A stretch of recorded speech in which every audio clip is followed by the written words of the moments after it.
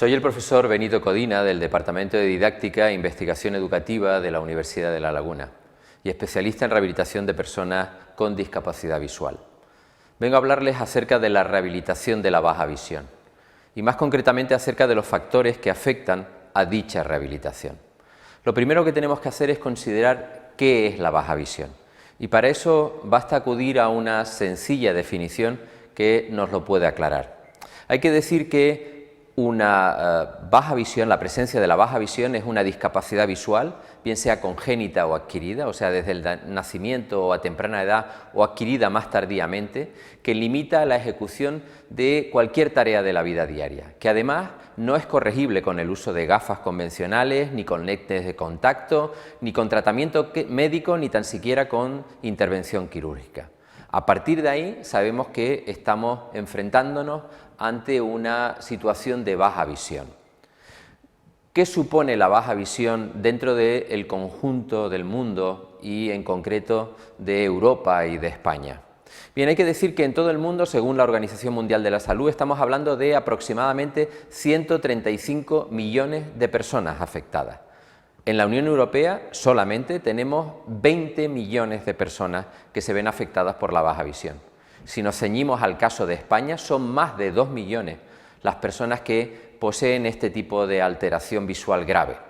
En concreto, hablando de intervalos de edad, sabemos que 1 de cada 6 personas mayores de 65 años tiene problemas graves de visión, 1 de cada 4 mayor de 70 años, 1 de cada 3 mayor de 75 o 1 de cada 2 mayor de 80 años.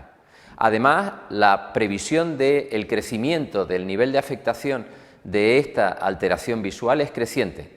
Se supone que en los próximos 20 años va a suponer un incremento de en torno al 25%. De ahí la justificación del interés, de la prioridad que le damos a este tema. ¿De dónde viene la baja visión? ¿Cuál es su etiología? Bien, hay que decir que la baja visión depende en gran medida de dos componentes fisiológicos, de la agudeza visual y del campo visual. Intentemos explicar estos dos componentes brevemente. Cuando hablamos de agudeza visual nos estamos refiriendo al objeto más pequeño que el ojo puede distinguir y hay que diferenciar entre la agudeza visual de cerca, que aproximadamente se refiere a unos 40 centímetros de distancia, y la agudeza visual de lejos, que es la que empleamos cotidianamente a la hora de desplazarnos o de hacer la mayor parte de las tareas de la vida diaria. Esa agudeza visual de cerca o de lejos se mide a través de optotipos, que son esas escalas que nos permiten saber cuánto vemos. Hay que decir que la afectación de esos niveles de agudeza visual repercute tanto en las tareas que podamos hacer a distancia, como puede ser, por ejemplo, localizar a alguien conocido o un objetivo, como tareas de cerca tan comunes, tan importantes como leer o escribir. A la hora de comparar la agudeza visual entre una persona deficiente visual o con baja visión y ciego legal, tenemos una clara diferencia. Un ciego legal, o sea, una persona que entra dentro de esa categoría, es aquella que ve igual o menos de 0,1, quiere decir que ve a 1 metro lo que una persona normal vería a 10 metros. Una persona deficiente visual, o sea que tiene una alteración visual grave, pero aún tiene funcionalidad suficiente, es aquella que ve aproximadamente a 3 metros o menos lo que una persona normal ve a 10 metros de distancia. Bien, a la hora de plantearnos esta situación sobre la agudeza visual hay que distinguir en los distintos elementos que conllevan la agudeza visual disponible. Por ejemplo, si hablamos de la funcionalidad normal, nos estamos refiriendo a una agudeza en torno a 0,6, o sea, ver aproximadamente a 6 metros lo que una persona normal ve a 10 metros. 0,5 sería suficiente para poder conducir. 0,4 sería aquella que nos conllevaría problemas para leer letra pequeña o para ver la televisión. 0,3, que entramos ya en la deficiencia visual grave, estamos hablando de problemas para reconocer personas o para llevar tareas de lectura o de estudio. Y 0,2 estamos hablando ya de problemas de localización y de manejo de utensilios comunes, bien pudiera ser el teléfono, bien pudiera ser el tenedor, el cuchillo o cualquiera de las herramientas que disponemos en nuestro domicilio. Por otro lado, tenemos lo que sería la agudeza visual requerida, o sea, aquella que empleamos cuando nosotros en un momento determinado queremos llevar a cabo una tarea de la vida diaria. Para la escritura, para poder llevar a cabo tareas de escritura, necesitamos como mínimo una agudeza visual de 0,2. Para ver la televisión necesitamos como mínimo una agudeza visual que esté en el intervalo entre 0,3 y 0,4. Para llevar a cabo una lectura del periódico requerimos una agudeza visual mínima de 0,4. Y cuando hablamos de letreros de la calle, de señales de tráfico, etcétera, nos estamos refiriendo a una agudeza visual requerida mínima en torno a 0,6 o 0,8. Por lo tanto, vemos que las exigencias en cuanto a agudeza visual varían en función de los estímulos, de aquello que nosotros queramos ver. De ahí la importancia de su evaluación. El otro componente fisiológico es el campo visual.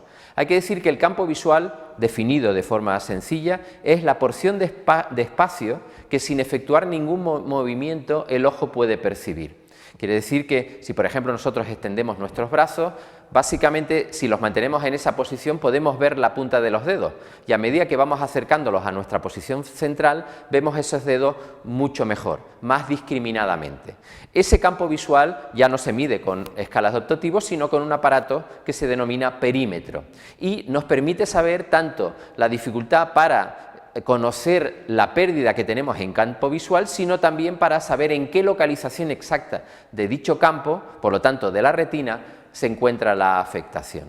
Aquí en un gráfico que les muestro pueden observar el campo visual tanto horizontal como vertical. Verán que el campo visual horizontal puede rondar los 150-160 grados de media, mientras que el campo vertical es algo menor por la presencia de nuestras sienes, lo cual limita el mismo a unos 130 grados. Bien, si comparamos nuevamente los campos visuales entre un ciego legal y un deficiente visual, sabemos que una persona es ciego legal cuando ve 10 grados de campo o menos. Por el contrario, una persona deficiente visual es aquella que ve 20 grados o menos, pero eso ya supone una afectación importante de la capacidad para ver. Bien, en resumidas cuentas, cuando estamos hablando de la calidad de la información visual recibida, estamos hablando de distintas variables, de distintos componentes. Por un lado, el grado de afectación, si la persona es ciega total o deficiente visual, o sea, si ve poco o lo que ve no le sirve para llevar a cabo tareas de la vida diaria o si ve algo, aunque sea con cierto deterioro. También otra variable es el momento de aparición de la ceguera o de la pérdida visual, si es congénita en el nacimiento o en los primeros años de vida o si es adquirida.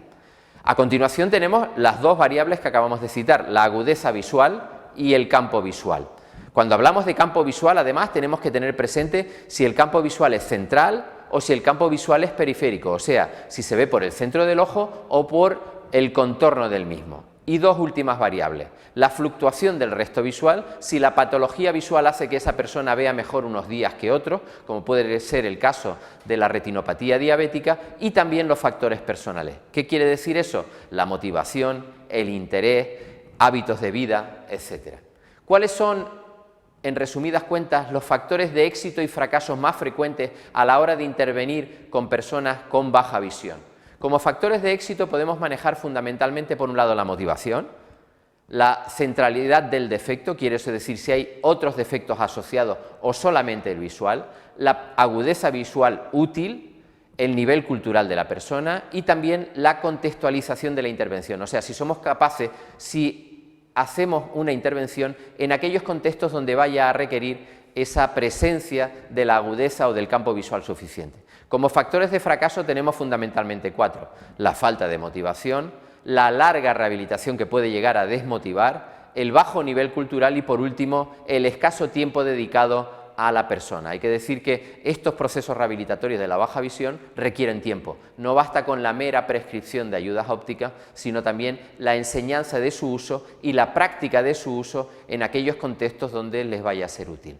Esta ha sido, en definitiva, una presentación acerca de lo que supone la baja visión y los elementos más importantes que ésta conlleva. Muchas gracias.